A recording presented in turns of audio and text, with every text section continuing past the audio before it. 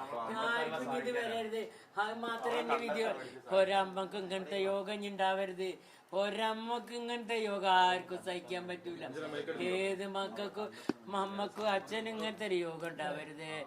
അതാർക്കും സഹിക്കാൻ പറ്റൂല.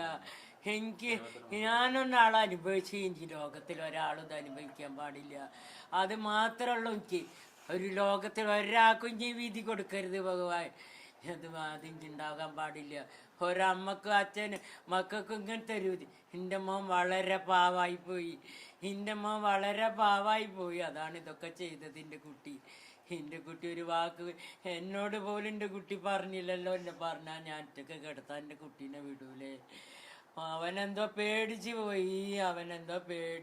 അത്രയും പാവാണ് എൻ്റെ കുട്ടി. ഇന്ന് വരയ്ക്ക ഒരു പെണ്ണിനോട് ഒരാളോട് ഒരു മുഖം കറുപ്പിച്ച് ചീത്തത്തരത്തിലൊരു വർത്താനം എൻ്റെ കുട്ടി പറഞ്ഞിട്ടില്ല. ഈ 41 വയസ്സിൻ്റെ ഇടയ്ക്ക് ഇന്ന് വരക്കും ഇന്നറിയണവരും എൻ്റെ കുടുംബക്കാരും എൻ്റെ വീട്ടിലാരും എൻ്റെ അമ്പലത്തിലുള്ള ആൾക്കാരെല്ലാവരും പറയും കന്യൻ്റെ മോൻ നല്ലൊരു മോനാണ്. എല്ലാം കൊണ്ട് എൻ്റെ മോൻ നല്ല സുന്ദരനും നല്ല സ്വഭാവമുള്ളൊരു കുട്ടിയാണെന്ന് എൻ്റെ മോനെ കൊണ്ട് പറയുള്ളൂ. എല്ലാവരും ആരും എൻ്റെ മോനെ കൊണ്ട് അറിയണവരൊക്കെ ആരെക്കൊണ്ട് എൻ്റെ മോനെ അറിയണ ആരും എന്നെ കൊണ്ട് നന്മത് മാത്രമേ എൻ്റെ മോനെ കൊണ്ട് നന്മ മാത്രമേ പറയുള്ളൂ. ഇനി ഒരിക്കൽ